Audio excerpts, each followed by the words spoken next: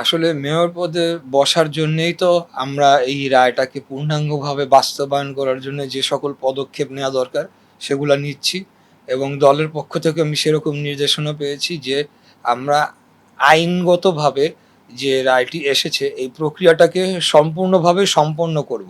অতএব সম্পূর্ণ করার একটা লাস্ট পার্ট হচ্ছে ওথ নিয়ে সেখানে আমার পজিশনটা হোল্ড করা বা পজিশনটা টেক আপ করা। সো এই ব্যাপারে আমি বলতে চাই যে আমরা দায়িত্ব নেওয়ার জন্যেই আসলে এখানে সমস্ত কার্যক্রম করছি আর কি, এবং দলের সাথে আমি সেইভাবে আমার আলাপ আলোচনা হয়েছে। গ্রিন সিগন্যাল পেয়েছেন কিনা ডেফিনেটলি, তাছাড়া তা না হলে তো আমি এই প্রক্রিয়াটাকে মানে আইনগত যে ভিত্তি সেটাকে পার্মানেন্ট করার জন্যে যে প্রক্রিয়াটা করা দরকার সেটার জন্য আমাকে দল বলেছে, এবং সেটার জন্য শপথ নিয়ে অফিস হোল্ড করা যা করার প্রয়োজন সে ব্যাপারে আমার দল আমাকে সম্মতি দিয়েছে। আপনার মানে এই রায়ের পরে আসলে এনসিপির পক্ষ থেকে হোক বা সরকারের পক্ষ থেকেও কিছু সমালোচনা এসেছে, কিছু বিভিন্ন ধরনের মন্তব্য এসেছে, তো এই বিষয়গুলো আসলে আপনি কিভাবে দেখেন?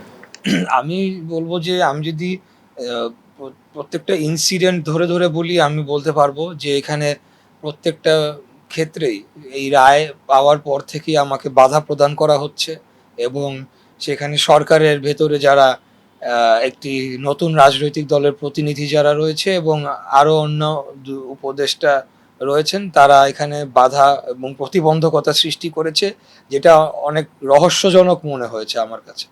আমি শুরুর দিকে এই বিষয়ে খুব একটা কথা মিডিয়ার সামনে বলি নাই, কিন্তু তাদের বিভিন্ন সময়ের বক্তব্য আমি পর্যবেক্ষণ করেছি, এবং আমার এই রায়ের পরবর্তী যে প্রক্রিয়া সেটা রায়ের কপি সেটা ইলেকশন কমিশনে যাওয়া, কমিশন থেকে পরবর্তী আইন মন্ত্রণালয় এবং ব্যাক অ্যান্ড ফোর্থ হয়, এবং ফাইনালি এখন সেটা স্থানীয় সরকার বিভাগে রয়েছে।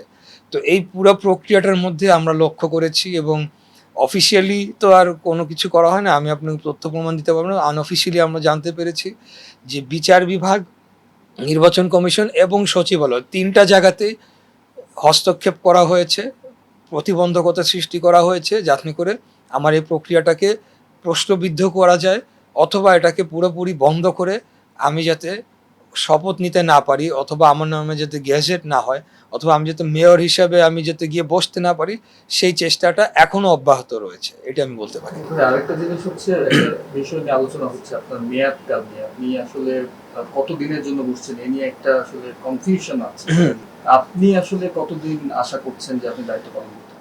আচ্ছা, এই বিষয়ে আমি বলবো যে এই যে আমার মেয়াদকাল নিয়ে প্রশ্ন তোলাটা, সেটাও আমি মনে করি যে এই যে চক্রটি রয়েছে যারা বাধা প্রতিবন্ধকতা সৃষ্টি করছে তাদেরই তোলা এই এই এই ইস্যুটি। এখানে বলা হচ্ছে যে একবার 15ই মে, আবার বলা হচ্ছে, কিন্তু এখানে 5 বছর মেয়াদটি শুরু হয়, ফার্স্ট যে বোর্ড মিটিং হয় সেটা 2nd জুন হয়েছিল 2020 সালে, কিন্তু সেটা কার 5 বছর, সে ওই মেয়াদকালটা কার 5 বছর, সেটা অপসারিত অবৈধ ঘোষিত মেয়র তাপসের 5 বছর, আমার তো 5 বছর না, আমার তো মেয়াদ শুরুই হয় নাই, যেটার এখন কতদিন বাকি রয়েছে সেই প্রশ্ন তোলাটাও আমি মনে করি এই চক্রান্তকারী যারা রয়েছে তাদেরই যে অপচেষ্টার একটা অংশ আর কি, যে এইটাকে বিতর্কের জায়গায় নিয়ে আসা যায় কিনা। আমার শপথ হবে, আমার বোর্ড মিটিং হবে, দেন আমার মেয়াদকাল শুরু হবে, এটা লজিক বলে। এখানে আইনি যে তারা বলছে আইনি অস্পষ্টতা রয়েছে, এখানে আইনি কিছু অস্পষ্টতা থাকতে পারে, প্রয়োজন বোধে আমরা আবারও এটার মানে আরো স্পষ্ট ব্যাখ্যা চাওয়ার জন্য আদালতে শরণাপন্ন হব। ভাই, মানে নির্বাচন কমিশনও তো আসলে বলছে যে আইনটা এরকম যে আপনি আর হয়তো 1 মাস দায়িত্ব পালন করতে হবে, সেক্ষেত্রে কি নির্বাচন কমিশন আপনাকে অসহযোগিতা করছে? না, নির্বাচন কমিশন থেকে এই ধরনের কোনো কথা আমার কাছে বলা হয় না, অফিসিয়ালি অথবা আনঅফিসিয়ালি তাদের সাথে কোনো ধরনের আমার এই বিষয়ে কমিউনিকেশন হয় নাই, তো সেই জন্য আমি আসলে এই বিষয়ে মন্তব্য করতে পারছি না, এবং নির্বাচন কমিশন সহযোগিতা বা অসহযোগিতার বিষয়ে আমি কিছু বলবো না। আমি মনে করি যে এই পর্যন্ত তারা তাদের যে দায়িত্বটুকু সেটি পালন করেছে। এখানে আরেকটা বিষয় বলা দরকার, যেটা বলা হচ্ছে যে আমি নির্বাচন কমিশনে যাওয়াতে আমি প্রভাব বিস্তার করেছি বলে একটা সংবাদ প্রচার করে ধূম্রজাল সৃষ্টি করার চেষ্টা করা হয়েছে। তো আমি বলবো যে যারা জীবনে নির্বাচন করে নাই, নির্বাচনের বিষয়ে সম্পূর্ণ অজ্ঞ, কোনো বিন্দুমাত্র জ্ঞান নাই, ধারণা নাই, তারাই এই ধরনের কথা বলতে পারে। একজন প্রার্থী দিনে 3বারও নির্বাচন কমিশনে যেতে হতে পারে। এখন এই বিগত নুরুল হুদা নির্বাচন কমিশনে আমি গিয়েছি, তখন আমি প্রার্থী ছিলাম। তো এইরকম একটি রায় আসার পরে এটা তো একটা বড় বিষয়, এরকম একটা গ্যাজেট হবে। তো এই নির্বাচন কমিশন কার নামে গ্যাজেট করবে? ব্যক্তিটাকেই তো চিনে না। তো এই ব্যক্তি ইশরাকের সাথেও তো পরিচয় হতে হবে, না হলে কার নামে তারা গ্যাজেট করবে? তারা কাগজে কলমে দেখেছে অথবা পেপার পত্রিকায় দেখে থাকতে পারে। সেই জন্য আমাকে নিজেকে পরিচিত হওয়ার জন্য, এবং এরকম একটি রায় হয়েছে, ডিসকাশনটা আমি কার সাথে করব? কমিশনের সাথে তো করবো, তাহলে তো আমার যেতে হবে। তো সেটাকে যদি এখন ভিন্নভাবে প্রবাহিত করা হয়, সেটাও দুরভিসন্ধিমূলক বলে আমি মনে করছি। ইশরাক ভাই, এনসিপি যেটা আসলে বরাবর বলে যে আসলে যেই ভোট সুষ্ঠু না আদালত বলে সেই ভোটেই আপনি আবার মেয়র করছেন, এরকম একটা কথা এনসিপির মুখে আছে। তো এই বিষয়টা কি আপনি কিভাবে দেখেন, যে তারা আসলে কি প্রমাণ করতে চায়? যেই ভোট সুষ্ঠু না, দেখেন আমি একটা জিনিস আপনাকে বলি আজকে, এই যে পুরা প্রক্রিয়াটা, আমি কিন্তু কোনো পয়েন্টে নির্বাচন বর্জন করে উঠে আসি নাই।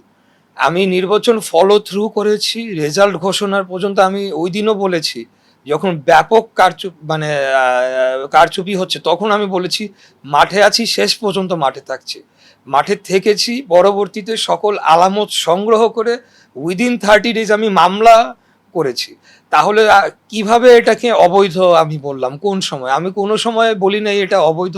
আমি যে গ্যাজেটটা হয়েছে, যে ফলাফলটা নির্বাচন কমিশন ঘোষণা করেছে, সেটাকে অবৈধ চেয়ে আমি যে আইনের ধারা অনুযায়ী আমি সেখানে মামলাটি করেছি। যদি আমি সেটা বর্জন করতাম বা পুরোপুরি অবৈধ ডিক্লেয়ার দিয়ে উঠে আসতাম, তাহলে তো আমি মামলা করতাম না, যেটা 29 দিন পর গিয়ে।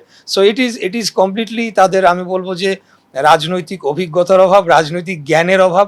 তারা কোনো কিছু বিচার বিশ্লেষণ না করেই একটা জিনিস বলে ফেলছে। আসলে রাজনীতি তো এত সহজ পথ নয়। এখানে একটা দীর্ঘ আপনার পথ চলার বিষয় রয়েছে, অভিজ্ঞতার বিষয় রয়েছে। তো আমরা পুরো ব্যাপারটাই তো যে আমি ফলো থ্রু করেছি, আমি মামলা করেছি, এবং মামলাটাকে বাতিল করার জন্য আমার যে বিবাদী পক্ষ মেয়র তাপস, অবৈধ ঘোষিত মেয়র তাপস, সে হাইকোর্টে গিয়েছে। আমরা হাইকোর্টের স্টে ভ্যাকেট করেছি, আমরা ওটা কোয়াশ করে আবার লোয়ার কোর্টে নিয়ে এসে আমরা আইনি প্রক্রিয়া অনুসরণ করে কিন্তু যা করার করেছি। সো এখানে এনসিপি কেবল কি বললো না বললো তাতে কিছুই যায় আসে না।